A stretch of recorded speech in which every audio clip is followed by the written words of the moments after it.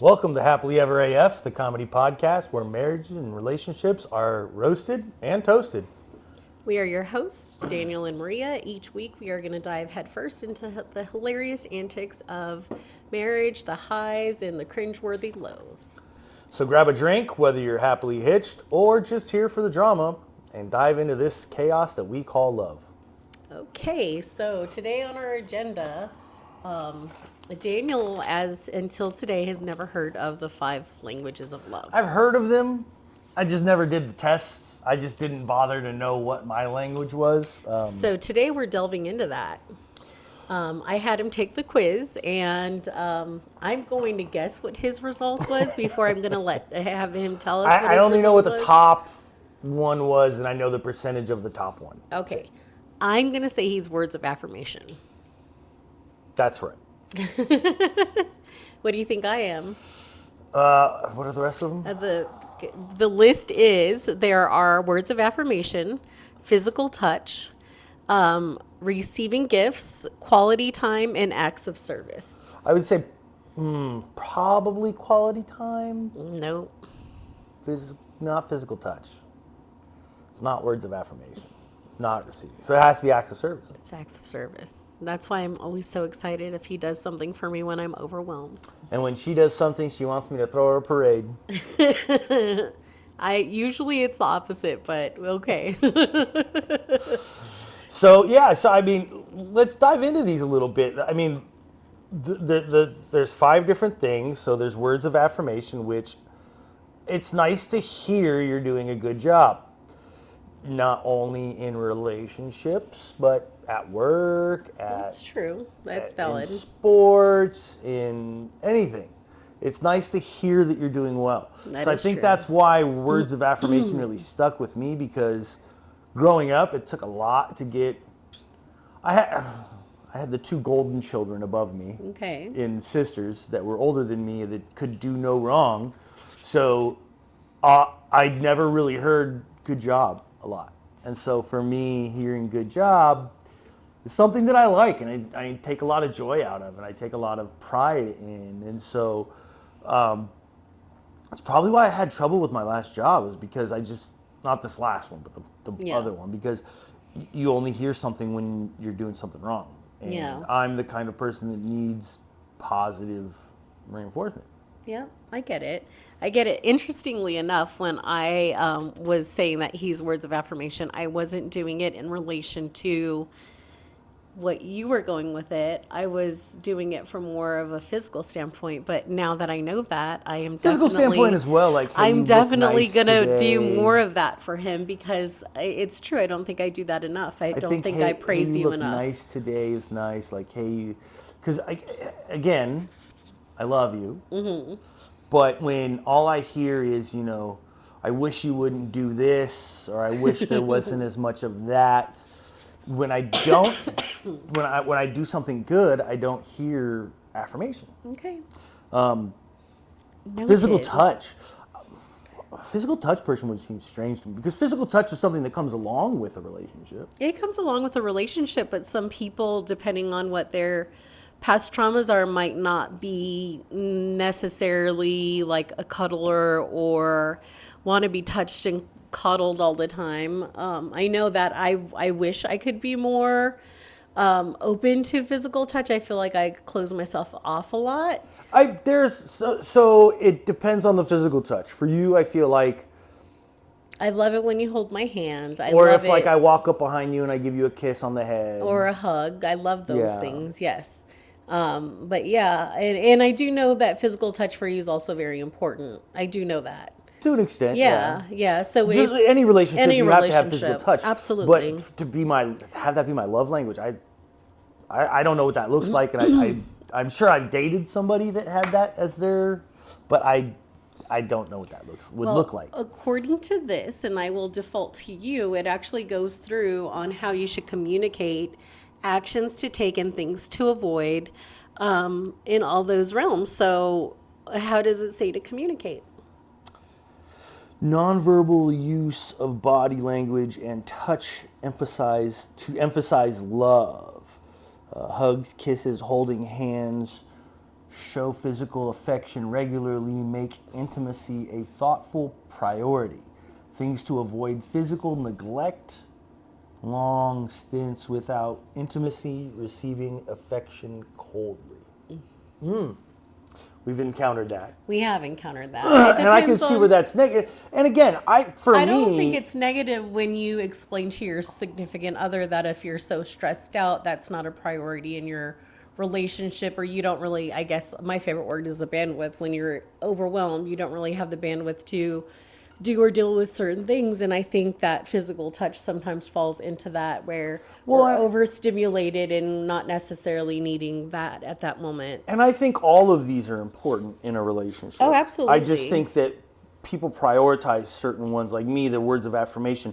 I find more satisfaction in words of affirmation than I do in receiving a gift. Correct. Yeah, it's Gifts more are nice. meaningful to you. Gifts are nice. Thoughtful gifts are great. But at the same time, like, I'd rather you just tell me you love me and that I look like a handsome motherfucker. But he is handsome, and I tell him all the time. quality time. There's quality time. Receiving gifts has never been a thing for me. The greatest gift for me is you either spending time with me or doing something for me. Which the next one leads into quality time, which I mean, much like your parents, unless we're at work, we're pretty much always together.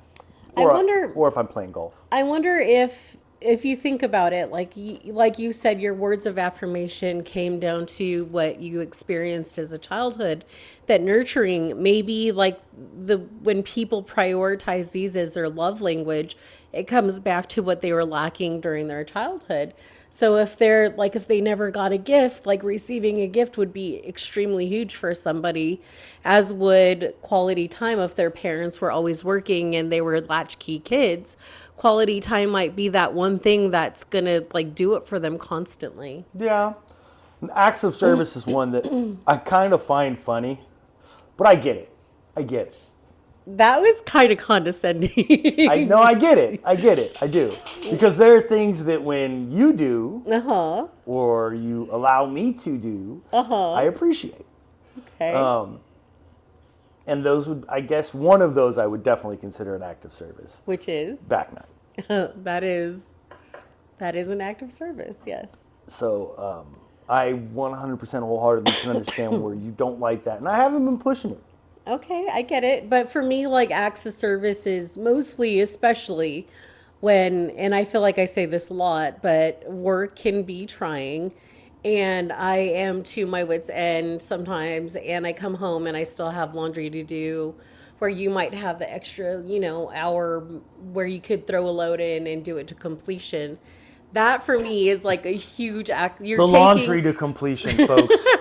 You're taking something that's necessary for me to function off of my hands, so I can have one less thing to worry about. No, and that's something that I definitely had to work at, because when I had free time, when I was working and I had free time, my free time was just trying to decompress.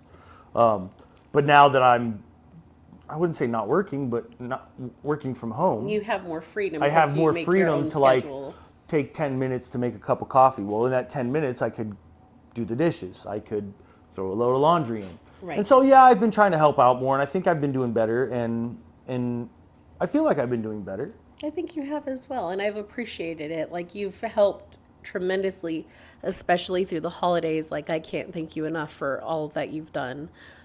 Because it has made a huge impact. So the biggest thing I've learned from this love language thing, and this is kind of funny, is it might be smart for you and your significant other to figure out what this is, because like you found out today, there's small things that you can do that would make your marriage so much better. Yeah. I actually read this book when I was single, probably in my early 20s, and it was really interesting because it helped me in relationships, I think. It made a huge impact on how I got to know someone and how I learned how to respect them. But like I said, like I learned something today because I talked to him about it. Like I always had the impression that was his love language, but I never got to the core of it where I was doing the words of affirmation from a physical standpoint. I wasn't doing it from, telling him I'm proud of him and telling him like, oh, you did such a great job at this. Like, that's really important. And I think it's going to give us a stronger marriage Well, going forward. I think it'll be nice. And it's funny because, I thinking about it a little more. You say you never thought about it in that kind of regard. I don't know how many times I'll be working on something at home, and I'm like, "Hey, hon, can I get your opinion on this?"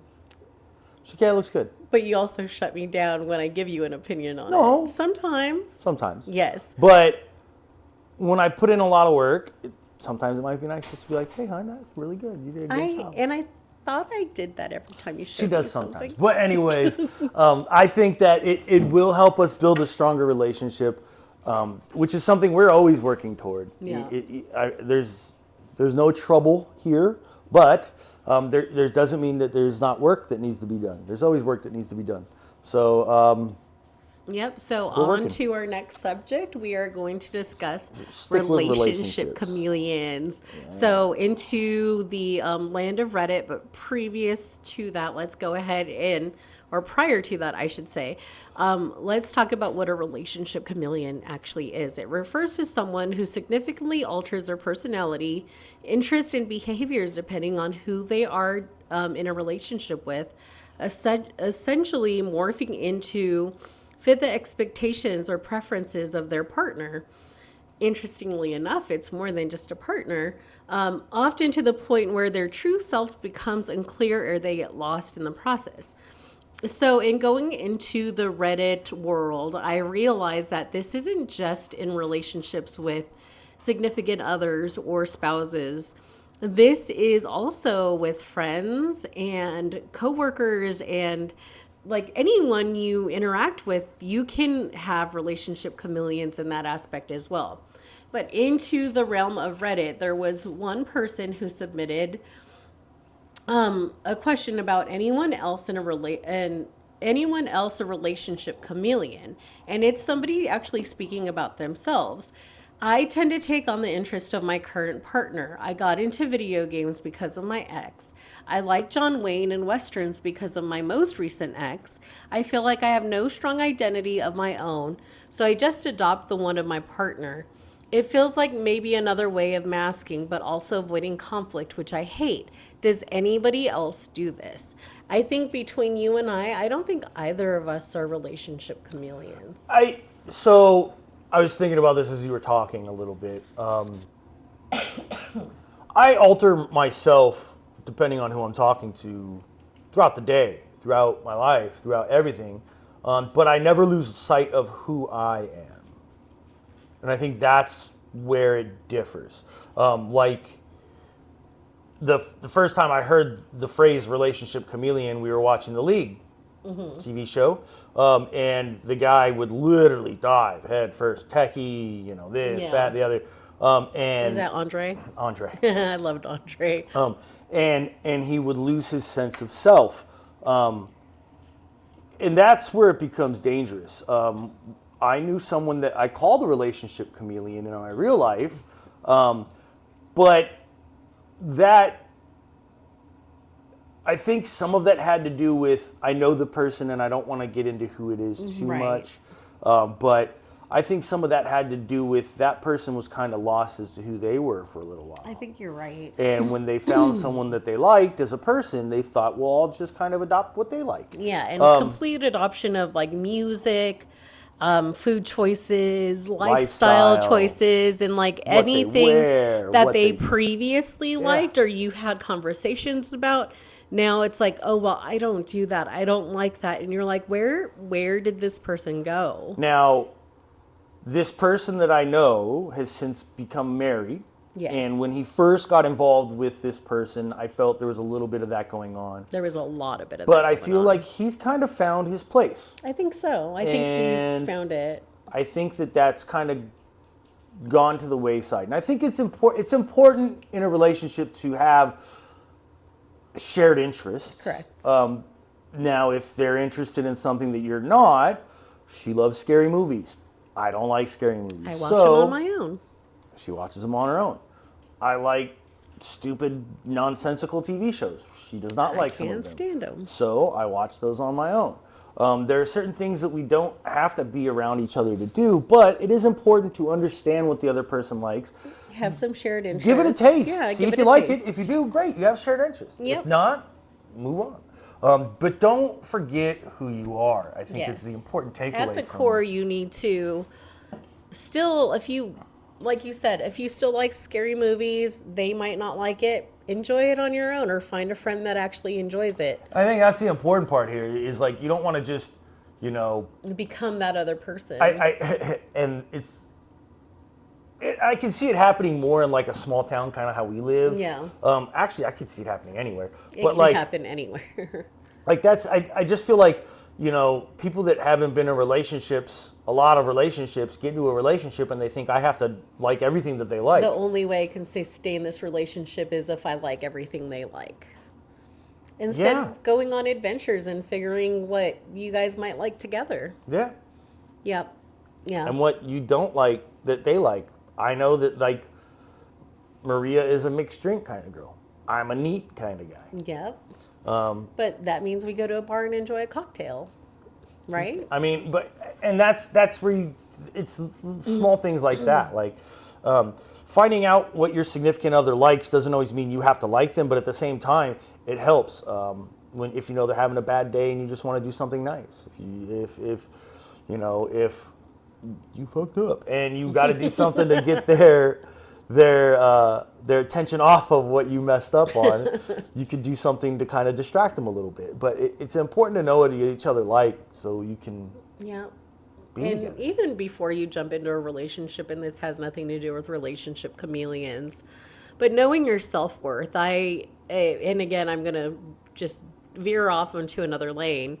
I know so many people that never had, in your teenage years, you start a relationship, and from that moment on, you go after significant other to significant other to significant other, and you never had the time to truly develop who you were as a person in those years where it's the most important time to do that. If you're in a relationship with somebody that supports you exploring on your own, having your personal time, it's definitely something that you can do. But knowing and loving yourself is so important before you dive into a serious relationship, because you'll have the fundamentals of like self-support and self-love that you don't necessarily have if you're jumping into relationship to relationship. So I think that is something that's important and that needs to be said. And I saw that a lot. I saw that also in somebody that I care very deeply about. And it wasn't until she divorced her husband that you really saw her trying to figure out who she was. And she flourished and ended up having like this beautiful relationship with the next person she met. But it took that time of exploration afterwards, kind of like Stella got her groove back kind of situation. I know that was a very old movie, but it's still relevant. But trying to learn who you are. Eat, Pray, Love, also fantastic. That's another one where you find your self-identity. It's so super duper important. Yeah, absolutely. Yeah. I think moving on from relationship chameleons, we wanted to lighten everything up here, so we wanted to talk about energy vampires. Yes. Anybody that's watched the TV show What We Do in the Shadows knows about Colin Robinson, and what an energy vampire is someone that when they come around, like they just kind of suck all the energy out of the room, and like they're mood killers. They're mood killers. Vibe killers. They go into tangents about, their neighbors or family's ailments. They cut you off from going home, like stopping in front of the door to tell you about the 1,000 work stressors that could they just be have. a Midwestern goodbye. What's a Midwestern goodbye? If you've ever spent time in the Midwest, you know what a Midwestern goodbye is. It's hard to be leaving someone's house in the Midwest, especially a friend, and just say goodbye. Because they're the nicest people in the world. Remember I told you I spent that time up there? They're the nicest people in the world. So a Midwestern goodbye is you can't say goodbye. They keep on bringing They're just going to something keep up. talking to you and Yes. talking to you and talking to you Yes. until... And, I was there for work, so I had a schedule I had to keep. And I'd be like, all right, well, it was very nice to meet you. I have to go. I had to draw that line in the Midwest Yes. because they would just continue. And that's exactly one of the tips, because we figured we'd bring you tips on how to shut them down. Setting boundaries, learning how to cut it off by saying, hey, so I've got another appointment scheduled in 5 minutes that I've got to go to, or changing the subject. That's another really good Yeah, one. I mean, for me, energy vampires, I encountered them a lot in the workplace. And what that is when you're just trying to get through your workday some days and they just come into the room and boom, your day has instantly gotten worse. And the last time I really felt that, there was a gentleman that I worked with, and every time I saw him, I could feel my blood pressure rising. Oh, yeah. And it wasn't because I hated him. It was because I knew when he walked into the room, life was just going to freaking halt. And I had to pay attention to him and not what I was doing. And time suck. Oh, I've had several of them I worked with that would drive me insane. So one of the two, he was there. You could never have a conversation or ask a question without him referring to black and white old fashioned movies, and he would correlate what you brought up to a character in, I don't know, the Philadelphia Story, and then go down this long path to get to the point, and you're like, good Lord. And it was cyclic. He can continue for hours unless you shut him down. The other person was a pot stirrer, and she, like, I am glad I don't work there because I don't have to ever have to work with her again. She stirred the pot, would, even if it's something she was adamantly opposed to, she would jump in there and bring something up and be on whatever side of it was benefit to her being an energy vampire on. And it was one of those things where, like, you had to call her on her bullshit and you needed to just stop the conversation. So one of the things with her and him that I sorry, that I became very good at doing is just tell him that you don't want to discuss it more or change the subject, because it was the only way that you can move on from those energy vampires. Yeah, and just like any other vampire out there, if you devoid them of what they need, eventually they'll just go away. Attention, yeah. So if they come around and you find a reason to walk away, avoid them. Yeah. Get away from them. Yeah. Find something else to do. Oh, what's that? Oh, I got to go meet somebody. I got a meeting I got to take care of. Fake a phone call. They don't have to see that your ringer's on silent, but your phone's vibrating. Because honestly, that kind of person doesn't deserve your energy or deserve your time. So just, you try to be nice to people, but at the same time, you've got to take care of yourself and you got to get your stuff done. So. Yeah, like you said earlier in it, it's usually causing either anxiety or some kind of emotional reaction to yourself. So you've got to protect that, which is why they're called vampires, because they suck off our life force. Yeah. So now we're going to get to the end of the show here. We're coming up to my favorite segment, Yes. Smash or Pass. His favorite segment. This is a surprise for me because I have no idea who's on my list. Because we ended with energy vampires today, I decided that our categories for Smash or Pass was going to be vampires. Vampires from the movies, most and TV I love shows vampires. and movies. She's a big scary movie kind of girl, so I tried to be fair with this list. I picked mine and hers. There's going to be some passes on mine, even though I selected them, but I tried to be fair, and you'll see what I mean by that. So we're going to start off with one of hers. Ooh, Dracula. This is Dracula from Dracula Untold. Great movie. I'm going to say Great he's actor. probably the best version, physically and look-wise, of vampires. Sorry, Gary Oldman. You were fantastic in Dracula, but this guy, yeah, I forgot his name. He takes it. Smash. Yeah, I don't remember his name as an actor, but Yeah, I've he's seen him in a ton. fantastic. He's a fantastic Yeah, I love this actor. movie. I watch it all the time. So I'm happy my wife decided to smash. And for me, Yeah, the Queen so this of is the Aaliyah from Damned. Queen of the Damned. One, I found Aaliyah attractive no matter what. Queen of the Damned, I would let her do her little love spell or whatever it was on me that she Huge did. shout out to Anne Rice. I love I loved you so much, and you will always live in vampire lore for so many people. I did go to the vampire ball a couple years back. It was so much fun.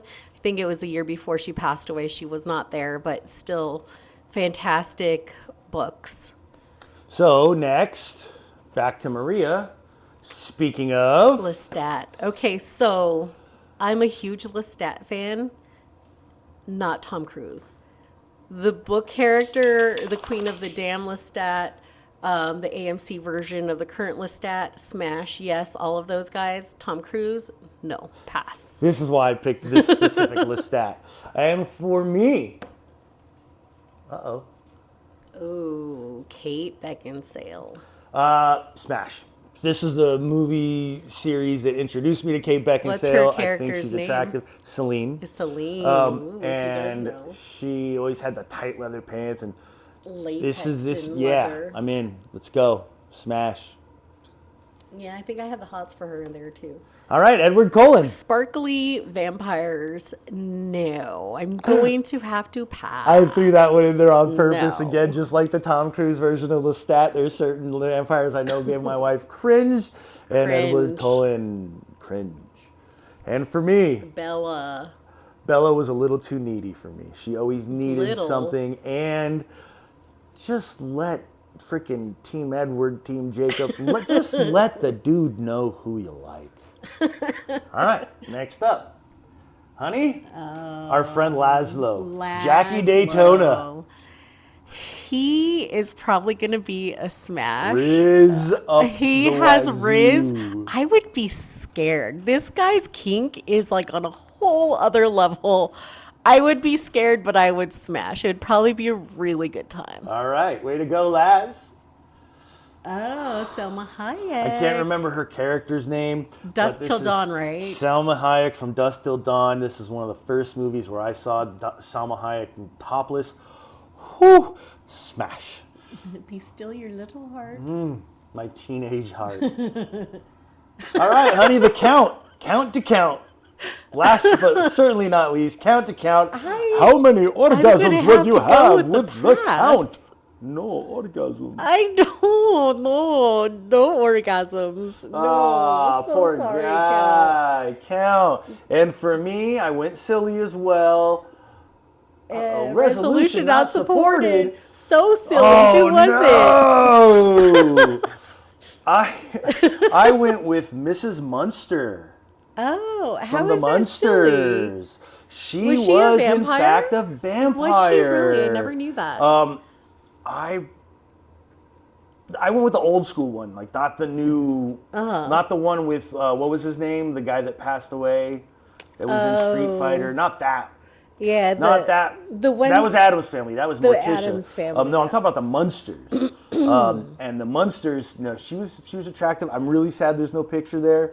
But I was gonna say pass. Unfortunately, I wasn't a big fan of the Munsters. They kind of freaked me out a little bit. Okay, that's But, fair. yeah. So again, thanks for tuning in. Thanks for tuning in. If That you was have. the end of our podcast here. Thanks for sticking around this long to find out who we would smash or pass if they were vampires. Yep. If you have any questions you would like us to answer, any topics you'd like us to discuss, please email us or follow Comments. us, comments, social media. I noticed that gladly, my fireside that. chats have kind of taken off a little bit with some of the viewers a little bit. And some of the, Don't forget to like them. So we're going to if go you ahead like and 'em. continue to do some of those fireside chats throughout the week because they're a little easier for us.